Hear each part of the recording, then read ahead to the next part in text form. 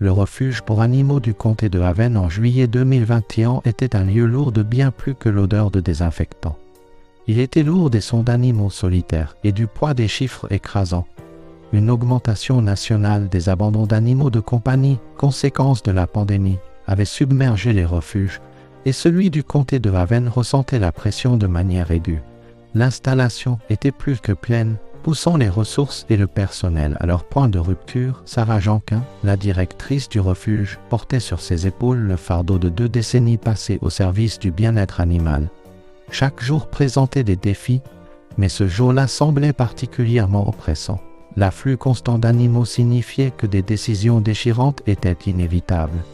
Alors qu'elle se débattait avec la sombre réalité, l'agent Miguel Ramirez arriva, une caisse en plastique standard à la main, contenant encore une autre vie ayant besoin de sanctuaire dans un endroit qui n'en avait aucun à offrir. « Nous n'avons absolument aucune place, Miguel », déclara Sarah simplement, l'épuisement gravé sur ses traits et dans sa voix. La dure réalité fut soulignée par ces mots suivants. « La liste du Euthanasie compte 15 chiens cette semaine. » 15. La réponse de Miguel fut lente, mesurée, alors qu'il ajustait sa prise sur la caisse. « Tu vas vouloir faire de la place pour celui-ci. » Sarah, son ton était bas, sérieux, laissant entendre la gravité de la situation. Saisie immobilière près d'un duo. On dirait que le propriétaire est parti il y a des mois. Il posa doucement la caisse. Sarah regarda à l'intérieur. Une forme blottie au fond du coin arrière, obscurcie par la faible lumière. C'est un berger allemand, précisa Miguel. Jmal, peut-être 3 ans, gravement émacié. Les détails peignaient un tableau de négligence et de désespoir. Il a survécu en buvant à un tuyau qui fuyait. En fouillant pour trouver les restes qu'il pouvait, la cour était envahie par la végétation. Il a juste été laissé là. Les cas d'abandon étaient toujours déchirants pour Sarah, mais celui-ci semblait exceptionnellement cruel. Miguel ajouta ensuite un détail qui retourna l'estomac de Sarah. Son collier, il était incrusté, profondément dans son cou. Il a dû grandir en le portant. L'implication était écœurante, un confinement prolongé dans un collier devenu un instrument de torture à mesure qu'il grandissait. Nous avons dû l'emmener directement aux urgences vétérinaires pour un retrait chirurgical. Plus tard, Ladré Carter, la vétérinaire en chef du refuge, fournit à Sarah le sombre bilan médical. Tenant un presse-papier, son expression sombre, elle énuméra les problèmes étendus du chien. Malnutrition avancée, score corporel de 2 sur 9, déshydratation sévère. Il avait besoin de fluide 4 Roma immédiatement, multiples blessures non traitées, ankylostome, infection auriculaire. Escardus à une position couchée trop longue, chaque affection témoignait d'une souffrance profonde et prolongée, bien que Ladre Carter ait exprimé sa confiance en leur capacité à réhabiliter physiquement le chien. Elle exprima une préoccupation plus profonde. Physiquement, nous pouvons réparer la plupart de ses problèmes, dit-elle, rencontrant le regard de Sarah. Nous pouvons réhabiliter son corps, mais je m'inquiète pour son esprit, son état psychologique. Sarah hocha la tête, comprenant le défi souvent insurmontable de guérir les blessures invisibles. Ladre Carter confirma ses craintes. Il présente des réponses de peur extrême, expliqua-t-elle. Une terreur profonde à la proximité humaine. Ce berger allemand, temporairement nommé Shadow par le personnel, un nom qui correspondait tragiquement à sa tendance à se recroqueviller dans les coins, était différent. Contrairement à de nombreux chiens maltraités qui aspiraient encore à la gentillesse humaine, Shadow reculait activement. Toute approche le faisait se presser dans le coin le plus éloigné, son corps mince secoué de tremblements incontrôlables. Ses yeux, écarquillés de panique, dardaient sans cesse, refusant la connexion. Il ne venait pas à l'avant du chenil, même pour manger. Les tentatives pour le mettre en laisse entraînaient une terreur absolue et figée. Il devenait complètement immobile, enfermé profondément dans sa peur. Anna Sharma, la comportementaliste du refuge, tenta à plusieurs reprises d'établir ne serait-ce que la plus petite connexion, mais chaque tentative se heurta au même mur impénétrable de peur. C'est comme s'il s'était complètement renfermé, observa-t-elle, sa voix teintée de frustration et de tristesse. Il est parti quelque part au fond de lui-même, quelque part où nous ne pouvons pas l'atteindre. 2 semaines passèrent. Le personnel dévoué, utilisant toute son expertise et sa patience, ne fit aucun progrès. Shadow resta un fantôme dans son chenil, Les caméras de sécurité révélèrent son comportement nocturne, n'émergeant que lorsque le bâtiment était vide. Il tournait en cercle serré et anxieux, une manifestation physique de sa détresse profonde n'offrant aucun soulagement. Face à ce manque d'amélioration, Sarah convoqua une réunion du personnel début août. L'ambiance était lourde. « Nous sommes à court d'options, admit doucement Sarah. Il ne s'améliore pas. Nous ne pouvons pas le garder dans cet état indéfiniment. » La réalité non dite planait dans l'air. Si nous ne trouvons pas un groupe de sauvetage spécialisé d'ici vendredi, nous devrons peut-être prendre une décision difficile. Euthanasie, bien que jamais évoquée à la légère, était parfois la seule option humaine restante pour un animal piégé dans un tourment psychologique insurmontable. Le jeudi après-midi, la veille de la date limite de Shadow, Anna Sharma se sentit attirée vers son chenil. Elle décida d'une dernière approche différente. Elle n'essaya pas d'interagir directement. Au lieu de cela, elle s'assit sur le sol en béton frais dans le couloir devant son chenil, le dos appuyé contre le mur opposé. Sortant un livre de poche, elle commença à lire haute voix d'une voix calme, stable et douce, racontant des histoires de lieux lointains tout en prétendant ignorer le chien. Pendant près d'une heure, elle maintint simplement cette présence non menaçante, existant près de lui sans exigence. Alors qu'elle se levait lentement pour partir, elle jeta un coup d'œil vers le chenil. Shadow était toujours dans son coin, mais il y avait un changement. Sa tête était légèrement relevée. Ses yeux ambrés suivaient son mouvement. L'observait. Pendant un bref et significatif moment, leurs regards se croisèrent. C'était la première lueur de conscience dirigée vers l'extérieur. Le premier contact visuel volontaire qu'il avait initié. Rempli d'un soudain élan d'espoir, Anna se précipita vers le bureau de Sarah. « J'ai besoin de 48 heures de plus, » insista-t-elle. « S'il te plaît, Sarah, juste 2 jours de plus.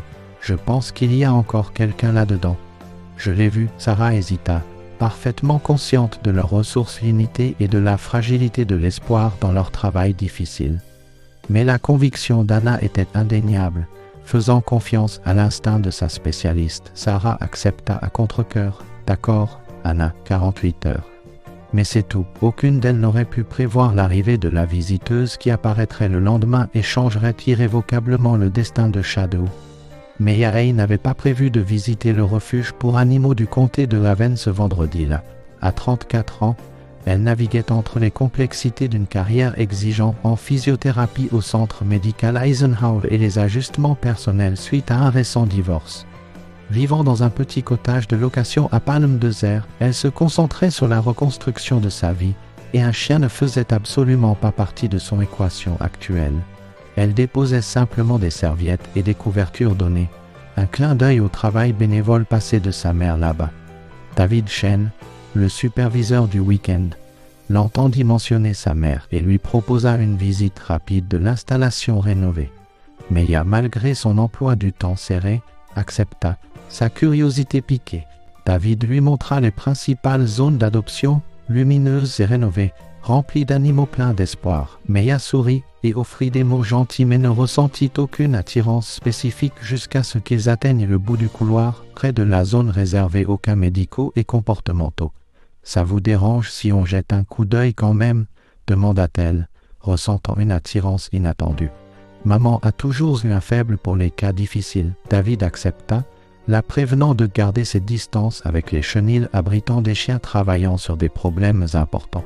Alors qu'il traversait la section de réhabilitation, David décrivit brièvement les résidents, des chiens se remettant d'une chirurgie, d'une maladie, ou ayant besoin de temps pour reprendre des forces, puis ils atteignirent le dernier chenil, légèrement isolé. « C'est notre cas le plus difficile en ce moment, » dit David doucement, désignant l'intérieur sombre, berger allemand. Environ 3 ans, trouvé abandonné. Il est ici depuis presque 3 semaines. Ne sort toujours pas de ce coin. Il expliqua que l'espoir était de trouver un refuge spécialisé, compte tenu du besoin d'une réhabilitation approfondie. Maya s'arrêta, son attention captée par la silhouette recroquevillée contre le mur du fond.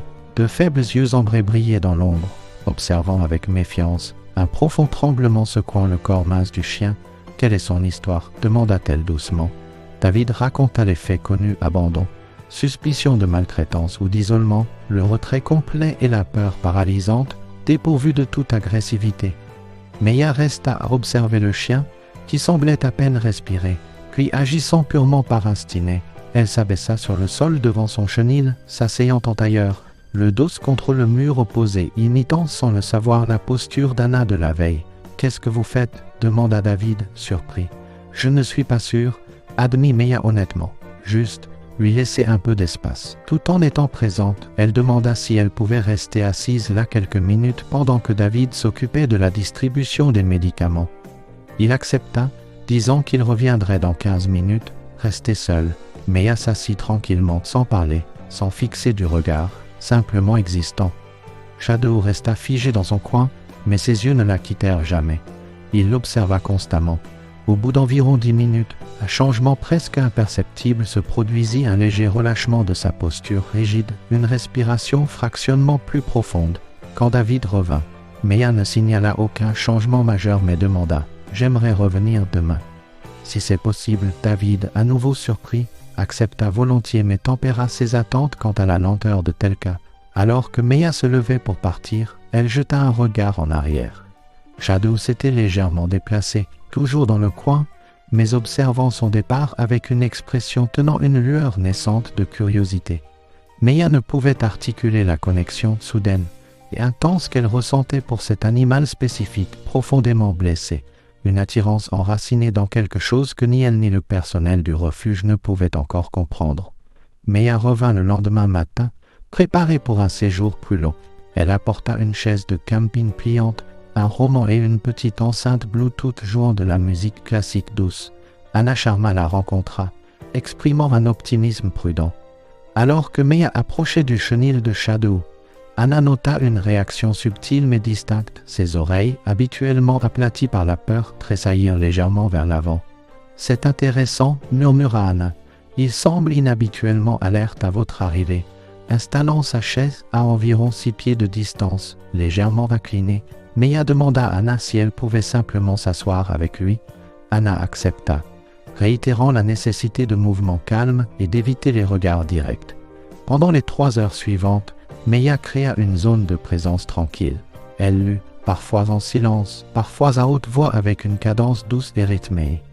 Elle travailla sur son ordinateur portable.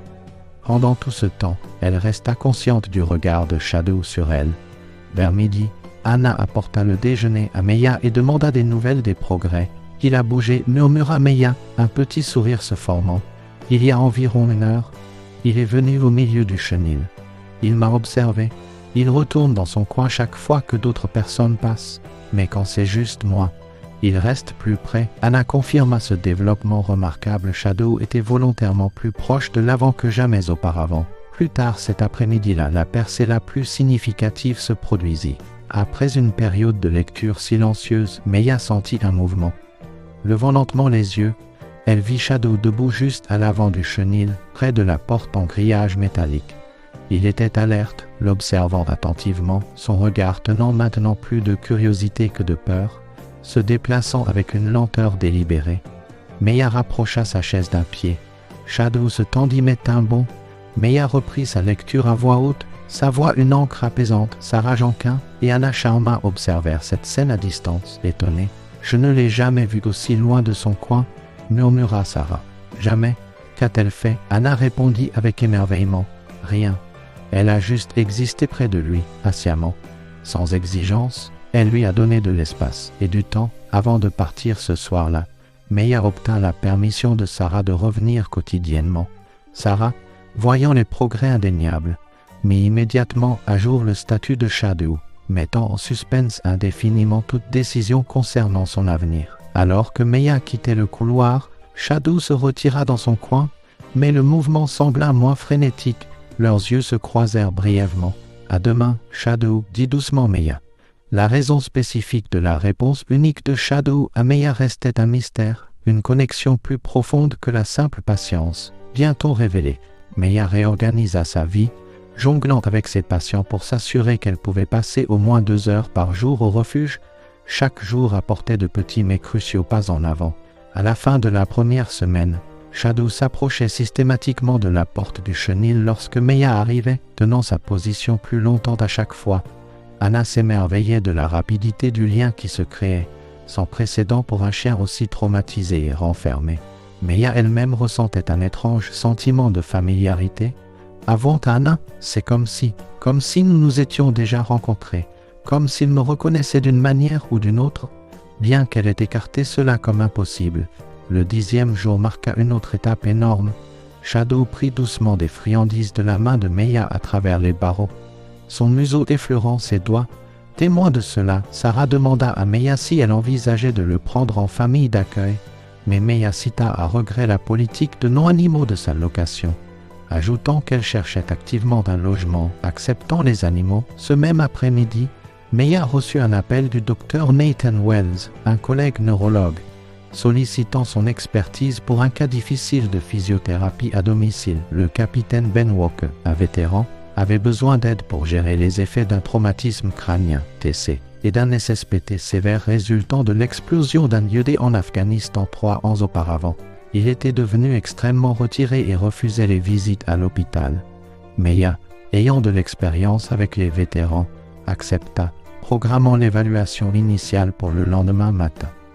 En arrivant à la modeste maison de Ben Walker à la Quinta, Meya fut informée par son assistante sociale du VA de la gravité de son traumatisme et de son retrait social quasi total. À l'intérieur, Ben était assis dans un fauteuil roulant, physiquement fort mais tendu et sur la défensive, regardant par une fenêtre.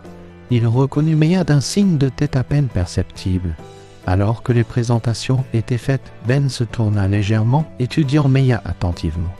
Un air de confusion traversa son visage. « Nous nous sommes déjà rencontrés ?» demanda-t-il, sa voix rauque. Meya répondit doucement qu'elle ne pensait pas, ayant déménagé dans la région récemment. L'évaluation se déroula tranquillement mais de manière coopérative, surprenant l'assistante sociale par le niveau d'engagement de Ben. Plus tard ce jour-là, de retour au refuge, Meya remarqua que Shadow reniflait ses chaussures et ses bas de pantalon, les mêmes vêtements qu'elle avait portés chez Ben avec une intensité inhabituelle. Une pensée commença à se former. Elle demanda à Anna si Shadow avait des antécédents militaires connus, mais il n'y en avait aucun dans le dossier. 2 jours plus tard, en arrivant pour la 2e séance de Ben, Meya fut accueillie par des aboiements féroces et angoissés venant de l'intérieur. L'assistante sociale expliqua que Ben avait enduré de terribles cauchemars impliquant un chien avec lequel il travaillait en Afghanistan, un chien militaire perdu lors de la même explosion qui l'avait blessé. Le cœur de Meya commença à s'emballer. A-t-il mentionné quel genre de chien ? Demanda-t-elle, sa voix tremblant légèrement. Un berger allemand, confirma l'assistante sociale, nommé Shadow. La révélation frappa Meya avec la force d'un coup physique. Était-ce possible ? Le nom, la race, l'étrange réaction de Shadow à son odeur portant des traces de la maison de Ben, la propre lueur de reconnaissance de Ben, cela semblait impossible, et pourtant les pièces s'emboîtaient avec une clarté troublante. Pendant la séance de thérapie de Ben, Meya eut du mal à se concentrer. Après, elle demanda prudemment, « Votre chien en Afghanistan, celui que vous avez perdu, que lui est-il arrivé ?» La douleur traversa les yeux de Ben avant que sa garde ne se referme. Shadow confirma-t-il, le nom lourd.